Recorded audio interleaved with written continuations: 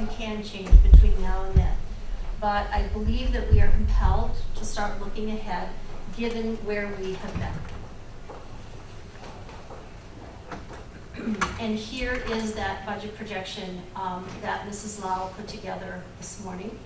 Actually, I think she worked on it this weekend. It's not something that can be done in a few hours or in a morning. And that indicates the budget deficits going forward.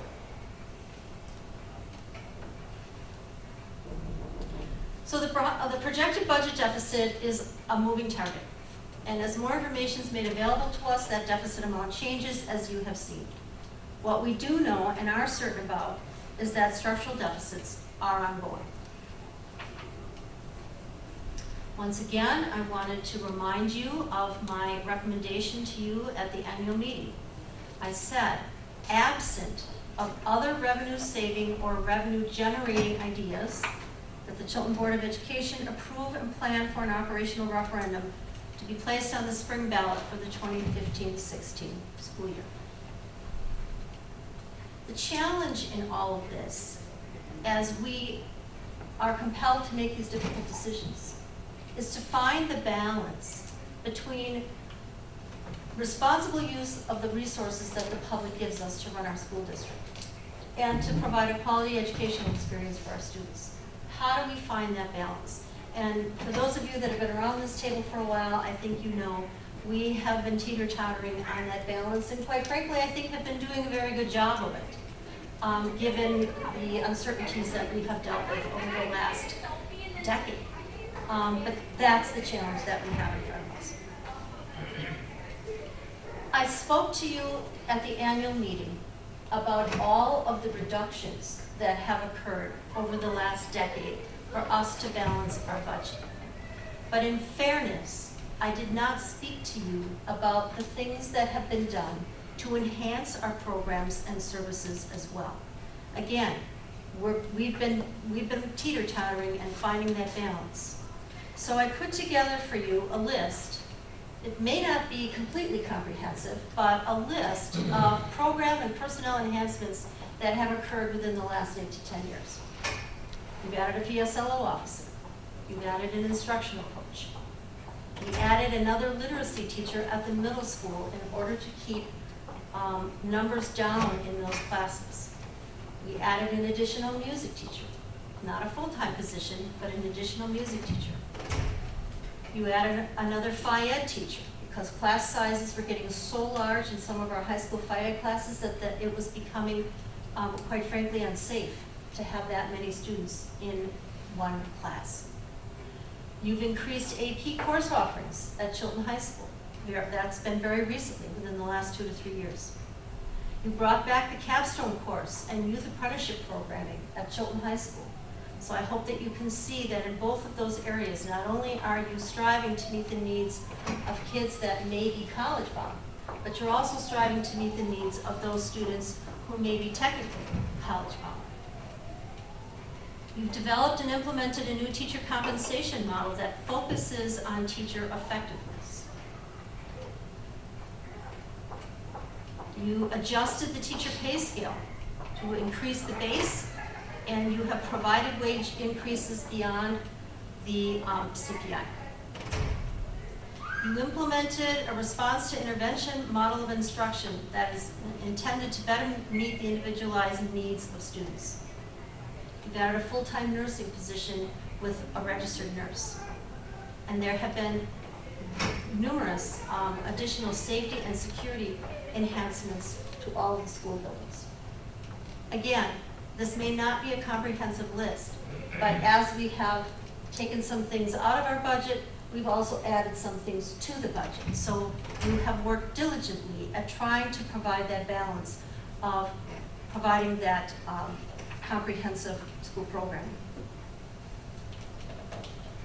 So over the last 10 years, it's accurate to say the school district has reduced expenditures while at the same time strategically adding enhancements that were either required or necessary, but also allowed us to better meet the student needs and to remain competitive and equitable as an employer.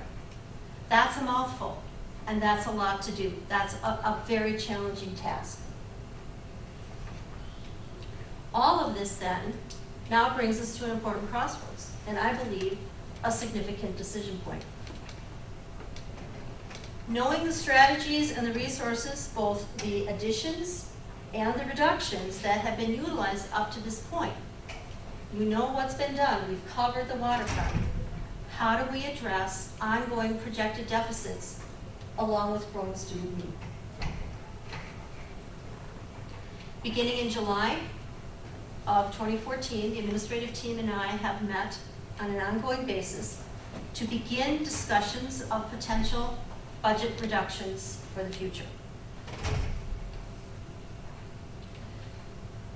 I am not going to bring to you tonight that recommended list as I have in the past. In the past, I brought you that list in February. It's October. You know what putting out that kind of a detailed list today would do to staff morale in our schools. So I have worked with the administrative team to tell you that the ideas at this time include these kinds of concepts. To potentially eliminate or reduce summer programming. To increase user and student fees. To eliminate teaching positions. To eliminate or cut back safety and protective services. To eliminate and cut back on some educational support services. To eliminate and or cut back educational software programming that is directly related to instruction. And certainly to consider elimination or reduction in athletic and co-curricular activities. In the past, when the administrative team and I have sat down over the last 8 years to look at the ideas that we've brought forward to you in other budget reduction scenarios, there were 3 values that we always held with highest priority. We always tried to maintain equity within our programming. We always tried to maintain as many opportunities for the most students possible. And we also tried to keep a very close eye on student-teacher ratio and class size. Those were always very important as we looked at which of these ideas would be brought to you and the community for budget reductions. But given the list of ideas that I just shared with you and that are under consideration, I can't guarantee that we can maintain those priorities going forward, knowing the detailed list that I do. And I can't guarantee that future reductions won't impede efforts to attain the district achievement goal of all schools exceeding expectations on the state report card. I can't continue to make those kinds of guarantees. It's important for you to know that if you are or will consider going forward for an operational referendum, that these are the dates that are available to you from a voting perspective. There's a primary on February 17th. The resolution would need to be approved by December 9th. That would essentially give you a month because December 9th is before your December board meeting. So you would have to pass a resolution in November. There's also a general election on April 7th. That resolution would need to be approved by January 27th, and your January Board of Education meeting is on the 26th. So if this is a route that you want to consider, you have 3 months. October, November, this is October, excuse me, November, December, January, to plan and talk and discuss if this is a route that you want to go, because the resolution would need to be passed by your January 26th board.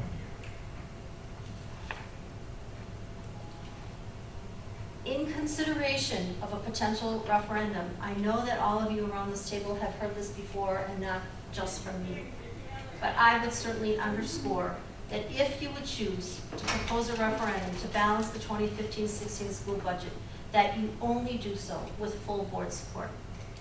If there is any split vote on a decision of this nature, you should not go forward.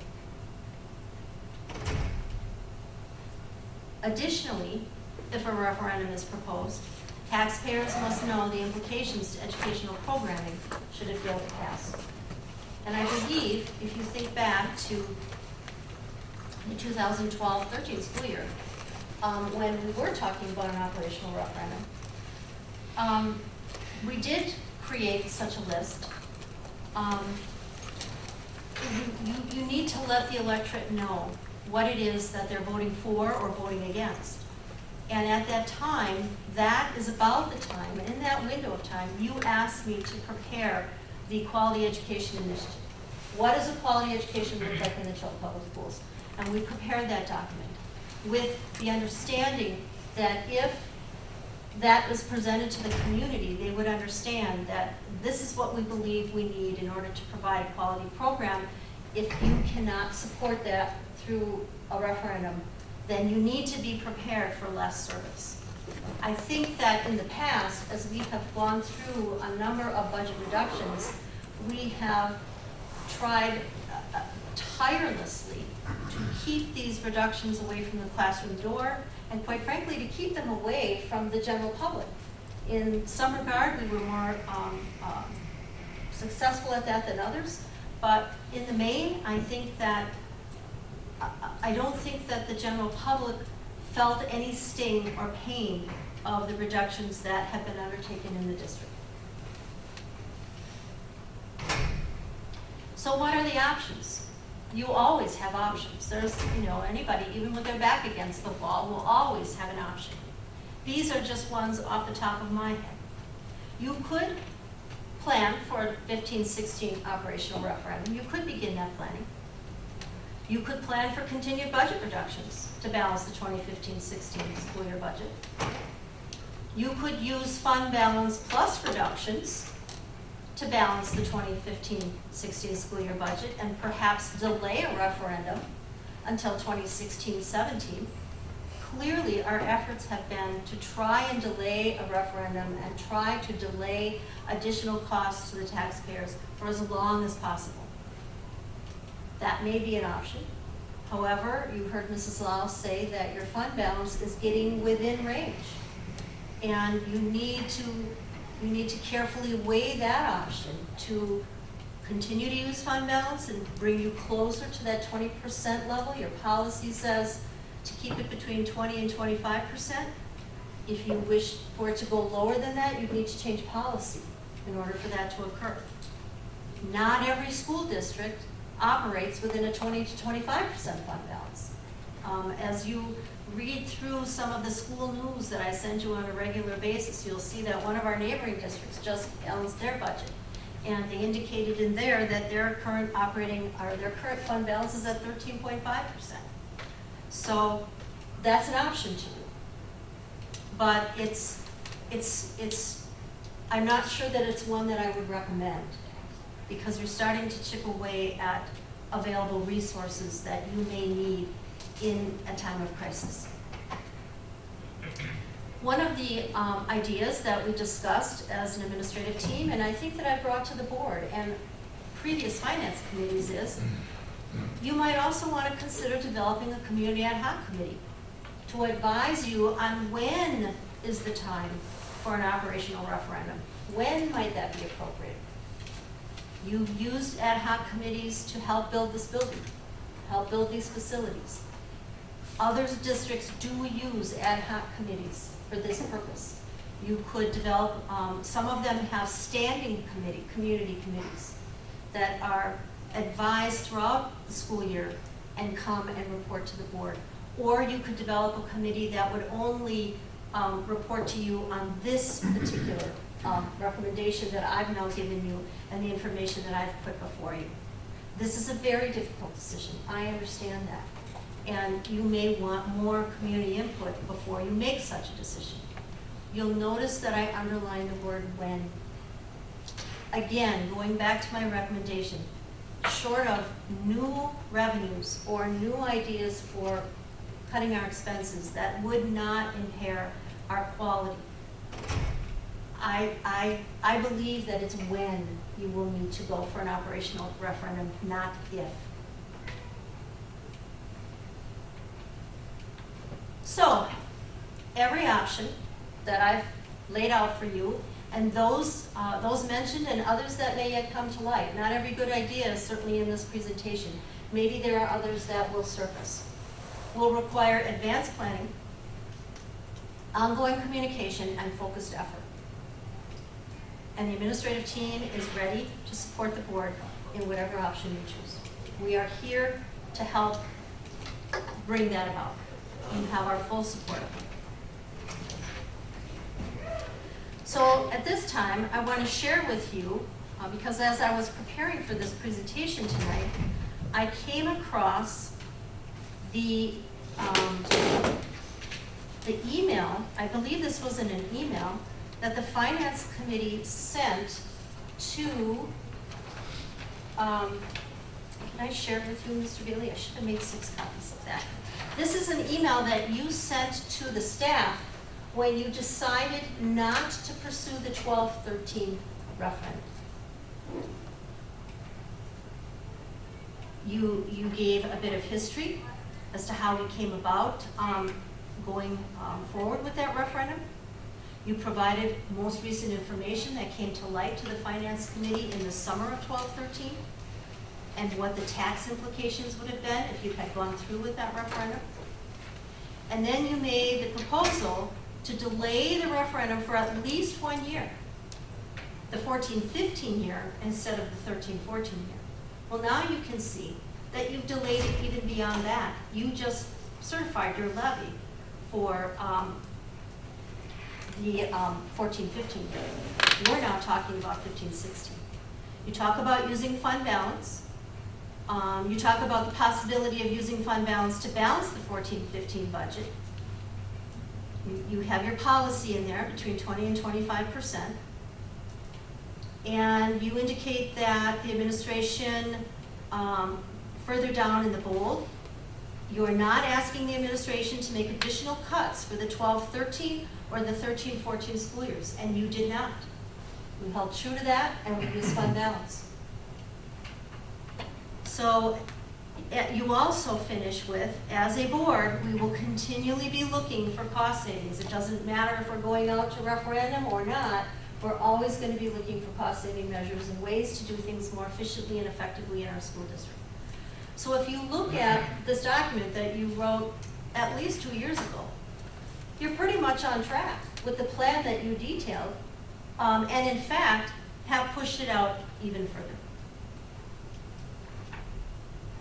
So speaking of cost savings, I have a couple of ideas to bring you that they don't have a lot of money attached to them, but ones that we always have our ear to the ground, and as we go to conferences and talk to others, we're looking for ways that we can come at saving money and doing things more efficiently.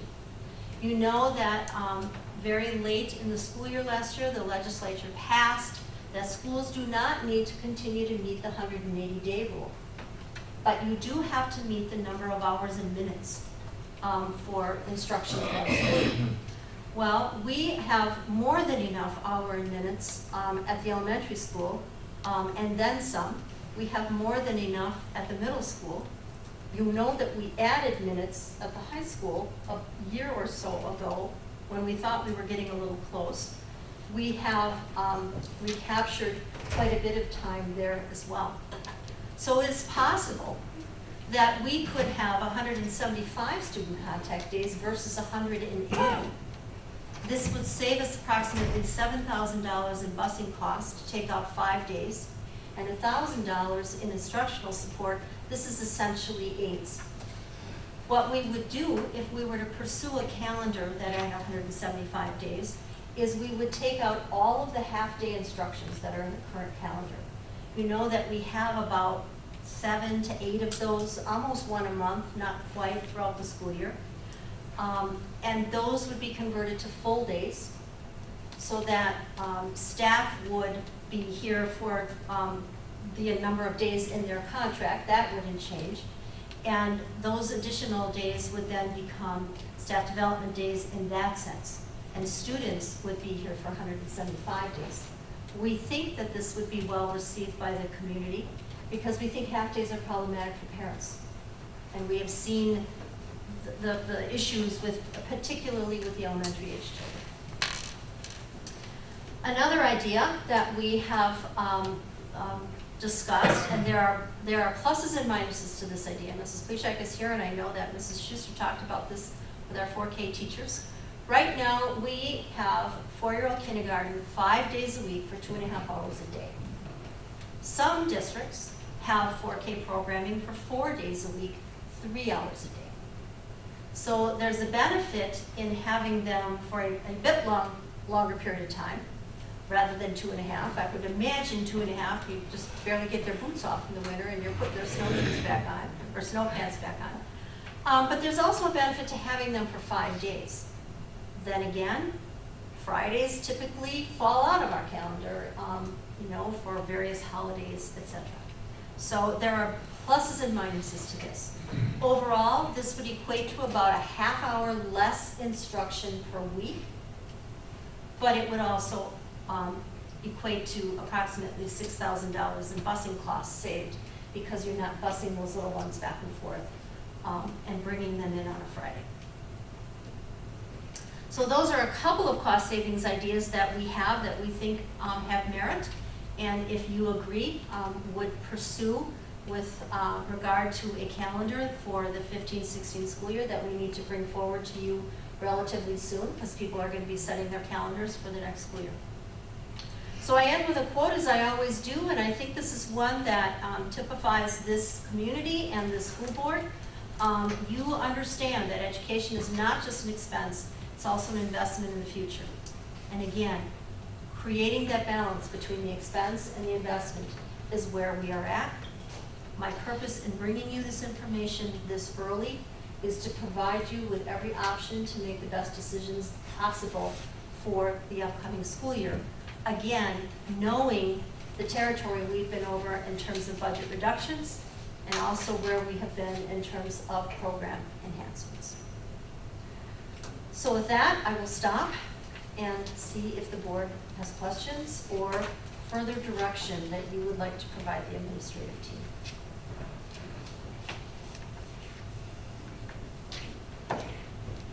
Well, I just want to thank the administrative team. It looks like you put a lot of work into this. Just isn't a fly by the seat of your pants thing. And I think you brought forward some great ideas. I like the last one you just shared. The last one or the last? Two. Two? Okay. On the last page? On the last page. I don't know how the other board members feel about having an ad hoc committee put together and see if we can get some direction from a committee. It worked well when we built the school, so I guess that's up for further discussion.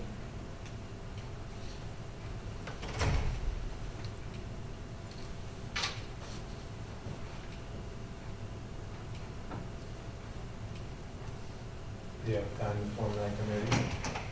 Do you have time for that committee to meet and come up with a realistic recommendation to the board? It's pretty short notice for ad hoc. Will the entire community be represented by that committee?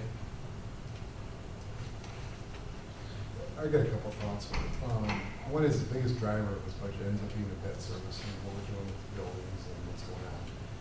It would be helpful, I think, for the entire board to recognize what we talked about with respect to the finance committee, when we can bridge, we're trying to bridge that gap. So if we had a Gantt chart that would lay that out and says, here's what we're doing until such and such a date when we refinance, we're trying to bridge that. Okay? That's one opportunity. Second opportunity is to get back there in that resolution, the opportunity to take the roof repairs, $1 million, kind of off budget and push it in a different opportunity. That's the second tactic that we're looking at. I would assume we do that. And assume when we have to bridge to get to that point, to refinance, because at that point, we're pretty solid, at least from what I've seen from an operational standpoint. If we have those two things, then instinctively, we can take the top 5 of the 8 or 10 things that you had outlined there, Dr. Martin, that have been added to, and say, okay, do we want to have the extra music teacher, the fire person, or whatever? And we've got a PSLO officer now, we've got instructional coach. There's about $400,000 of cost. I mean, you can ask whether we really need those or not. And we certainly can try and balance that. But that, in addition to, as I looked at that, I'd like to see also, I didn't see up there anything, I saw the teaching position, but I'd be curious if there's an opportunity for the entire staff to share in the cost so we don't hurt any one individual or any one position. So instead of cutting up the spot, you know, do we do something that covers the entire staff, so it's not a person always, or a certain position. There's a shared cost to that. I don't know what that is, if that's a freeze, if that's an increase in the cost of benefits, I don't know what it is, but otherwise ultimately it's going to be 2 or 3 people versus everybody sharing the same amount. I didn't see anything else out there with respect to the leadership team as far as anything creative around how do we compensate you as a tag to something, because you guys are the highest paid ones. So every percent that goes up more than everybody else. So we need to take a look at that as well. So I think there's buckets all along the line. But I think in fairness to the rest of the team here, and Corey and I have been involved in this, you know, meeting for a couple of years now. But I think it needs to be brought and surfaced, because there's things that are going to happen here shortly that might help us. And I think we need to lay them all out there. Because of the time crunch, is this, I mean, special board meeting? Well, the only time crunch really is if the board seriously wants to consider a referendum. If that's not in your plan, you have quite a bit of time to address the 15-16 budget. You just certified your levy for this school year, so you understand we're a year ahead. We're also at, there's a new biennium budget that's going to be developed at the state level. We're heading into that. So there's quite a few unknowns. I can't tell you or guarantee to you that your enrollment will continue to increase. It was, quite frankly, a bit of a surprise to us that we had 18 additional students that came in the door this fall. A good surprise, one that we're happy to have, but I can't tell you that that is going to continue, nor do I know what will happen at the state level in terms of aid to schools as well.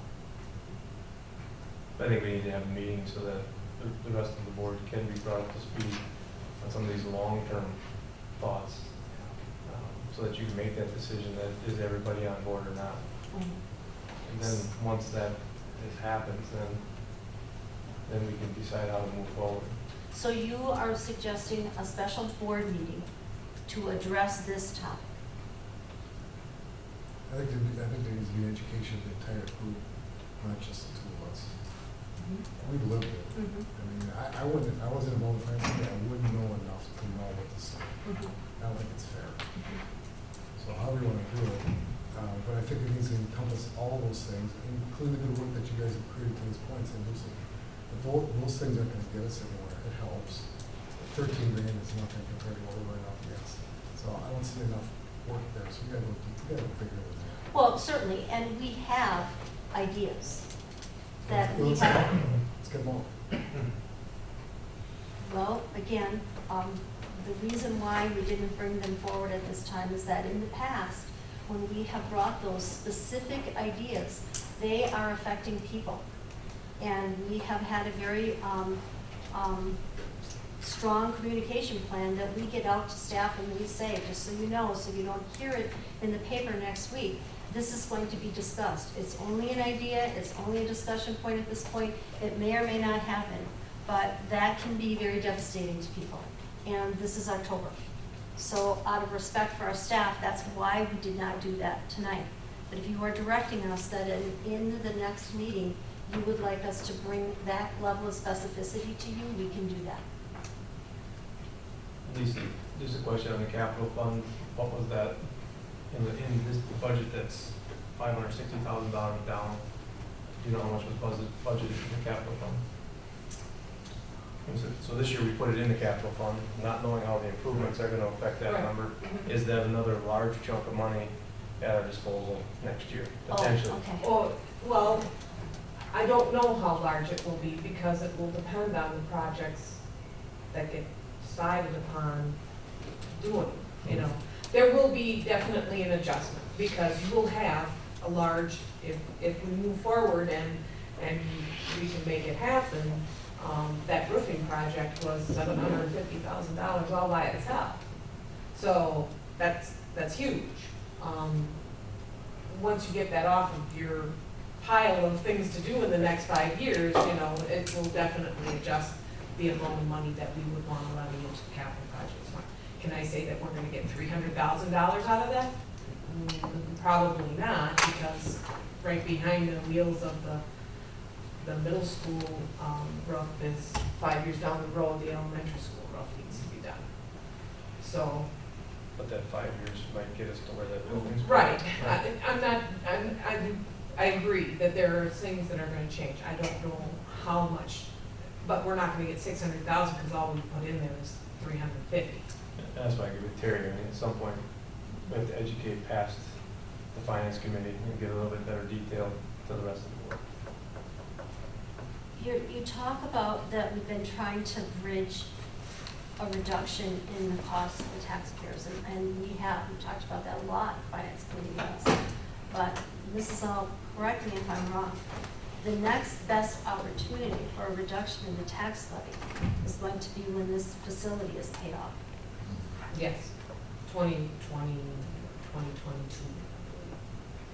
That is when that, and So Completely. that's coming. I mean, you're further along than you've been in a long time, but it's still a bit of a bridge to build. We can get there if we want to. That's why I like to, like, So we need to understand what it is to get there. yeah, that's what I was, like you were saying, the Gantt chart earlier, it'd be nice to have some sort of, Right. what that is progress, and I need to get there on what timeline that is. I'd like to see that. Great question is when you're ready, is it when or if? Okay, we have to have everything out there so we can understand it. And we just don't have it all there for everybody's benefit. There's So- so many moving I pieces. think it's too big of a discussion to have. I think it needs a special meeting. So in order for us to be as prepared for you as possible, we need to know specifically what you want us to bring to you at that meeting. You want us to bring to you specific ideas on budget reductions. You want us to tell you the bridge, the number of years it will take to leave, and what the levy, what that impact would be on the levy. But just to start, I think we need to have the assessment and based on what the energy efficiency projects are gonna be and how that affects the capital funds budget, Okay? as well as then the detail of everything that we've discussed at past finance committees. And I think maybe between me and Terry, we could send you an email and with some guidelines of what at least we think is important. Yeah. We don't want all the details for everybody, it's just, there's chunks of these buckets. Surface. Do you wish to have a committee meeting to bring that list to us? Certainly can. Or to send us individual emails, I mean, whatever, what, Committee, okay. That way it's formalized, they Yep. can, Right. you can throw it on the wall, make sure it's all, that way it's present. so we'll Set connect some with you to dates. set up a committee meeting to discuss the specific details that the board would need to advise you in preparation for that special meeting with the board. Okay? I'll see when it is.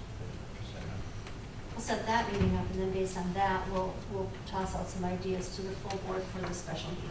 How soon before we get the final report? Is there like a time frame? Yeah, let's see, about, to the committee level, about 30 days. Can you speed it up? That's a non-committal number. Yeah.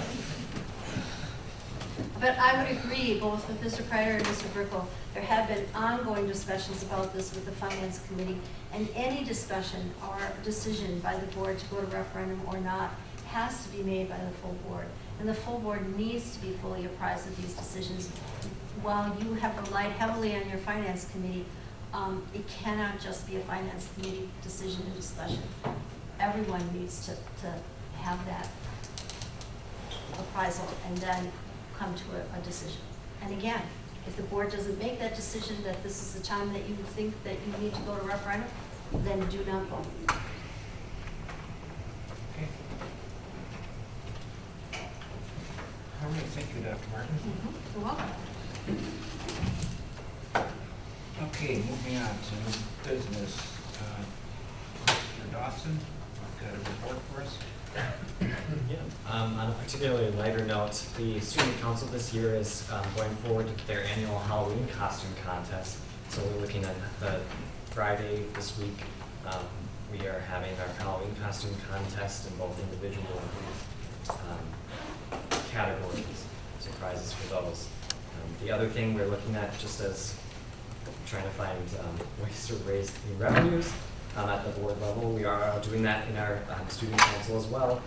Due to new regulations that came down by the state in things that are vending machines, which have been primarily our biggest revenue source, sales are down in that area. So we're looking at new funding raising ideas and opportunities. And so we're moving forward with a first co-ed volleyball tournament. We're looking to do that for the student body in the high school and having the middle schoolers that are able to watch that. So we're looking at a date of November 15th to raise funds that way. That is all for what I have for the moment. Okay. Thank you. All the Yeah. ambitious plans. Then moving on to our third Friday pupil count. Sal, do you have that report that you can put up? We provide this annually to the board after the third Friday count, which is an important count for us with regard to aid. This provides you with a comparison of data from September of 2002 to September of 2014. It's just really for your information at this point.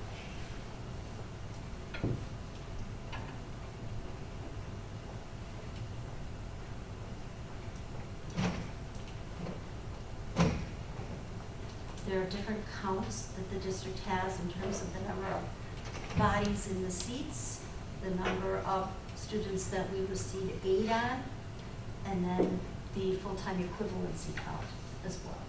Because not all of our students, as you know, 4K students particularly, are not here all day.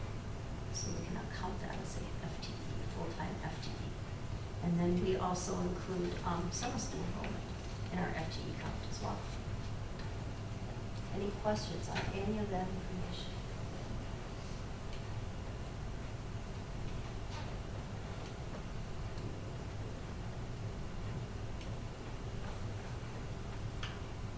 Okay, seeing no questions, we'll keep moving here then to the police school liaison officer position.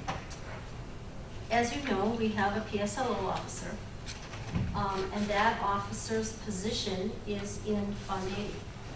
You know that when we were planning for this position, to put this position into Fund 80, that summer, before the position began, Fund 80 was capped, and you could not expand your use of Fund 80. We were able to use some fund balance that was in Fund 80 to fund this position last year. The rest was came from Fund 10. We have the position located in Fund 80, but we fund it now with a transfer of money from Fund 10. In order to do that, there have been guidelines that the DPI has very recently put out about the use of Fund 80. And one of those is that if you have your PSLO officer in your Fund 80, that you need to indicate that this is a position that extends beyond the walls of this school district. Because Fund 80, again, is to be a community resource. So they are recommending that you have an approved position for a job description for that position. So this is one that has been created with the input from Officer Meyer and from the Sheriff's Department, from the essential duties and responsibilities that is expected of an officer of this nature, but also to reflect some of the tasks that our PSLO does do that extends beyond the school door and into the community. For example, we have offered the services of Officer Meyer to Chilton Catholic, should the need arise or should they ask for his assistance.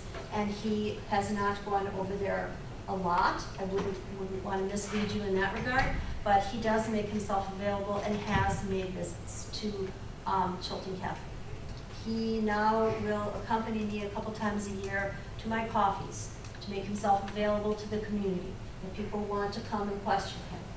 He came with me last year because every year I visit the senior citizens in the community and I go to the senior center at City Hall.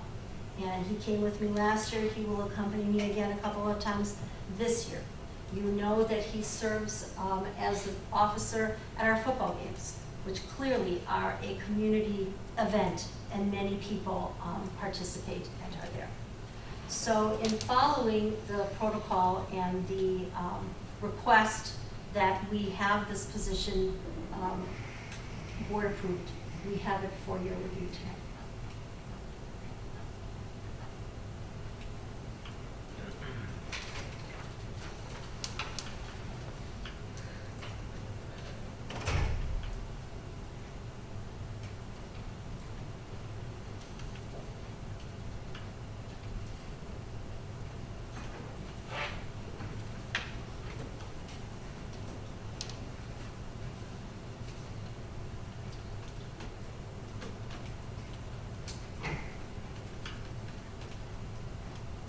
If there aren't any questions about the position, I would look for a motion and a second if the board would so choose.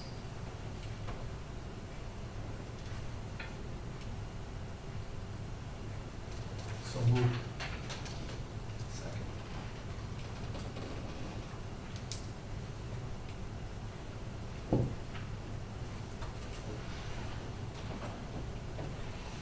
Okay, we've got a first from Mr. Kreider and a second from Mr. Bailey to approve this school liaison officer job description. Are there any further questions or discussion? This can be reviewed and Oh, absolutely. right, just need to add or, Sure. okay. Seeing there's no further questions, all in favor then signify by saying aye. Aye. Opposed? Motion carries. Next on the agenda would be the superintendent evaluation. As you can see, try to get them to me by the 14th of November, so we'll be ready for the 24th Board of Education meeting. Moving on then to administrative reports, Mr. Brightwell. We just concluded last week Tuesday our ACT Aspire testing. Tomorrow we'll get our WKC testing. Also coming up, we've had some, we've reached out to some businesses because we're looking to acquire some new machines in the vocational arts area. Through those discussions, through reaching out to some businesses, we were made aware that other business people would be interested in possibly attending another open house. We did one last year, and the Vocational Arts Department has determined that that date is going to be December 4th. So please be looking for an invitation to that. And then lastly, you also requested a FBLA update. There will be 3 students that will be partaking in the National Fall Leadership Conference, and it's in Minneapolis. Mr. Dawson, who sits on your board, will be attending, along with Aaron Riley and Nathan Stens, and then Mrs. Ving, the advisor. They're going to leave on November the 13th. It's a Thursday. They'll be leaving after school, and then they will be returning home in the afternoon on Sunday. So that concludes my report. Do you have a time for the open house? Not yet. Okay, December 4th. Believed to be in the evening, obviously, for Okay. people to conclude their business day. Sure. Okay, thank you, Mr. Brightwell. Dr. Martin? I have nothing further. Okay, Mr. Appel? All I have is our fall winter sports begin today with our 2 basketball 7th and 8th grade teams starting up. I'll have you the numbers. We have good numbers again that are signed up that started today. And tomorrow night I will be we'll be having our first parent meeting with a parent group that we have sent letters to. And about 65 folks have responded to come in. And at the dinner dance. So that will be tomorrow, right after. Questions? Okay, thank you, Mr. Apple. Mrs. Schuster? The board was given updates of the elementary report cards. We're moving towards a more detailed standard base. What you see on the front says new, that's what is going to be piloted this school year. And on the back side of it was the previous one. So the front is what's going to be that says new, and it is replacing what's on the back. Last year, we worked with a committee of teachers to develop this. It has been through, I can't even tell you how many drafts. And we invited parents to come and look at it. And we have had absolutely no negative comments whatsoever from parents. We had some good questions, which is what we wanted, so that when we roll this out to parents, we know what to include in the explanation that will be stapled to the front of them all. We're also going to be talking about them at our parent-teacher conferences. So if there is any questions, that will just be a great time for the teacher to be right there to be able to help and answer what any of the parents would like. So it's just more of an informational piece to show you what we've been working on. And the parent comments that we had were extremely positive. They're very happy to see the amount of detail, especially with the change in the 3rd and 4th grade, because they were just getting a letter grade that really didn't tell them too much regarding exactly where their children are in the different areas. And Mrs. Schuster, to be specific, these report cards will not provide grades. They will not have letter grades. Letter grades. Correct. But they will indicate to parents whether or not their child is at grade level, above grade level, below grade level. Correct. In our current system, when do letter grades begin? Currently in 3rd grade.